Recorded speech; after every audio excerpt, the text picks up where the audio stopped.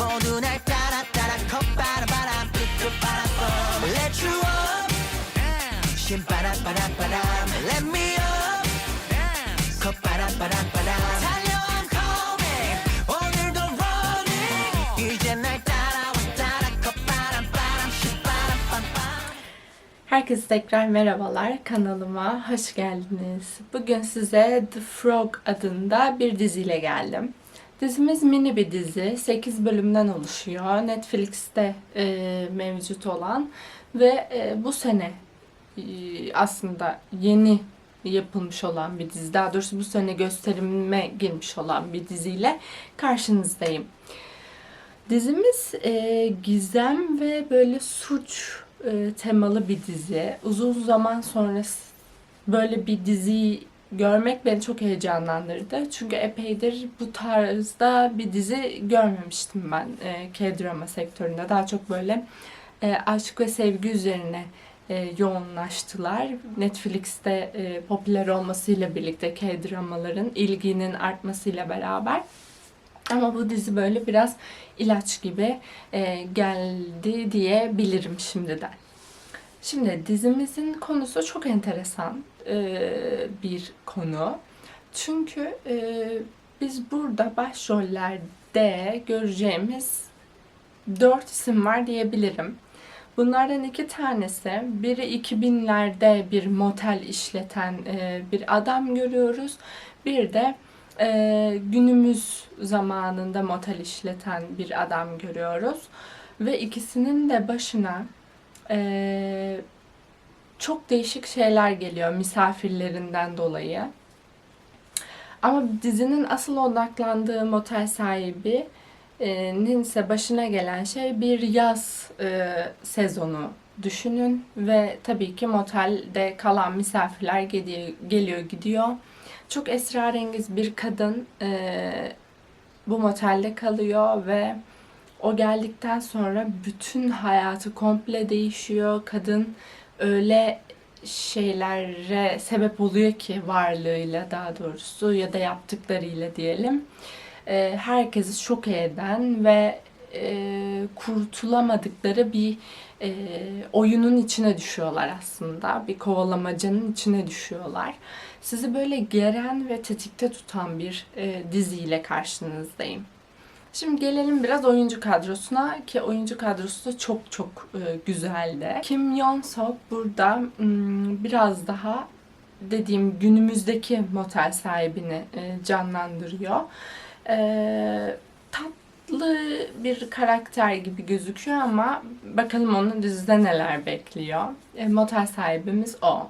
Öteki yandan bu gizemli misafirimiz ve bütün dengeyi bozan karakteri oynayan oyuncumuzsa Go Min-si adlı oyuncumuz. Ki çokça gündem oldu oyunculuğuyla burada. Özellikle bir spesifik sahnede ki onu kullanmayı düşünüyorum zaten klibimde. Ve oldukça başarılı bir oyunculuk sergilediğini söyleyebiliriz. Şu ana kadar benim izlediğim yapımlarından da yola çıkarak söylüyorum bunu. Ve 2000'li yıllarda motelimizi işleten karakterimizi ise Yoon Kye-sang adlı oyuncumuz canlandırıyor. Zaten daha önce kendisiyle alakalı kendisinin başrollerde olduğu bir dizide paylaşmıştım sizinle. Zaten çok büyük bir oyuncu diyebiliriz ve burada da gayet güzel bir oyunculuk sergilemiş. 2000'li yıllarda moteli işleten karakteri canlandırıyor. Ve bir de Lee Jung-yoon'un oynadığı, canlandırdığı bir karakterimiz var. Konuda çok bahsetmedim ama bu karakter de dizide oldukça önemli. Çünkü kendisi bu davaları araştıran bir polis memuru. Hem 2000'li yıllarda olan hem de burada izleyeceğiniz günümüzde motelde olan bir takım şeyleri araştıran polis memurumuz ve çok zeki, işinde usta bir polis olarak karşımıza çıkacak. Aslında konu ve oyunculardan bu kadar bahsetmem bence yeterli olur. Zaten 8 bölümlük bir dizi olduğu için çok da detay veremem daha fazla. Şimdi size klibi uğurlayacağım. Ardından yorum kısmında tekrar görüşelim.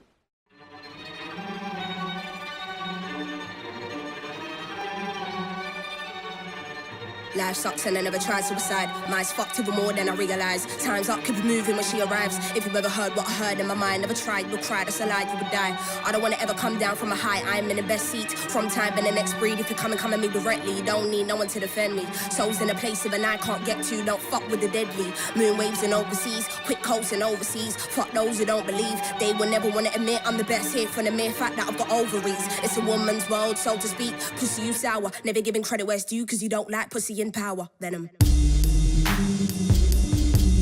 Venom. My, if you ever heard what I heard in the night, what a fright, must have been a parasite in my past life. I don't wanna ever come down from a high, my soul was sending to the sky. Guess it's you and I, gone but I'm feeling too alive, trying to get me out of spite. Someone's gotta pay, I ain't talking big amount. Some kind of physical pain, some kind of traumatic shit. Niggas wanna see dead bodies, probably not there, rolling with no automatic clips. Moving scatty, all erratic and shit. Niggas pussy licking batty and shit. Oh, you mad? Then come at me, you prick. Make a move, better pattern it quick. I assume you'll be coming for blood. That makes two of us, that makes two of us. Venom. Venom.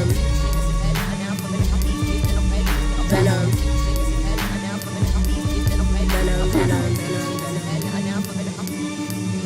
Night time to daylight, we roll trees. Save lives and main minds will go deep. Oh, he wanting to get some so chill. Part of the day in the life you won't see. Part of the day in the life you can't be here for. It's a day in the life for OGs. Dinner with and the demons I won't leave. Not a word you will listen when my soul speaks. Down I go. Follow me, follow me, follow me. Actually don't follow me, nobody bother me. I'm a mess, honestly, fuck your policies. They wanna kick me down or demolish me. Use me or fucking abolish me. I don't wanna hear no apologies.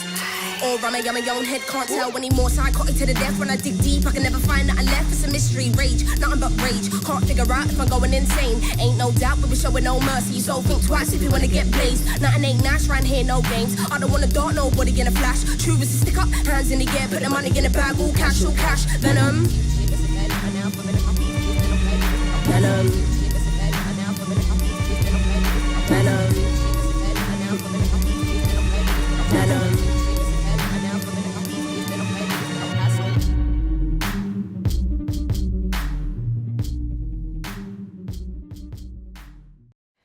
Evet, yorum kısmı biraz enteresan olacak bu dizinin. Çünkü ben dizinin konusunu çok beğendim. Fakat benim tam olarak oturtamadığım şey, evet, iki motelin sahipleri açısından çok trajik olayları anlatıyor. Çünkü maalesef kalan misafirlerle alakalı bir durumdan müzdaripler. Ama onun haricinde dizide bu iki konuyu o kadar paralel işliyoruz ki belli bir noktaya kadar. Ben arada bir bağ göreceğiz zannettim ama bu iki dava polis bağlantısı dışında ve hani yaşanan trajedinin dışında bir de tabii ki motel 2000'li yıllarda motel sahibinin oğlunun finalde bir dokunuşu var. Buradaki karakterle karşılaşması var. Ama ben çok daha derin bir bağlantı bekliyordum aralarında. Bu biraz şaşırtıcı oldu. Onun haricinde burada gördüğümüz aslında bir psikopat bir kadın karakter var. Ve genelde bu görmeye alışık olduğumuz bir şey değil. Dizilerde bu tarz suçluların işte temsili bir böyle daha yeni paylaştığım Inspector Colan dizimizde hani bir psikopat ve aşırı zeki bir kadın karakterimiz vardı. Suçlu olarak gördüğümüz bir kadın karakter vardı. Genelde görmüyoruz ve ben görünce de beklentilerimi biraz yüksek tutuyorum. Çünkü az yapılıyor ama bence kuvvetli yapılması gerekiyor az yapıldığı için de. Burada çok güzel bir oyunculuk. Fakat o kadının da hani şey zannetmiştim ben. Daha fazla suç işleyecek zannettim. İşlediği suç ve hani ardından gelen onun sürekli orada kalması, orayı takıntı haline getirip işte kendi eviymiş gibi döşemesi vesaire, tamam, okey. Hani şey oluyorsunuz, böyle action görmek istiyorum. Çünkü uzunca süre hiçbir şey yapmıyor.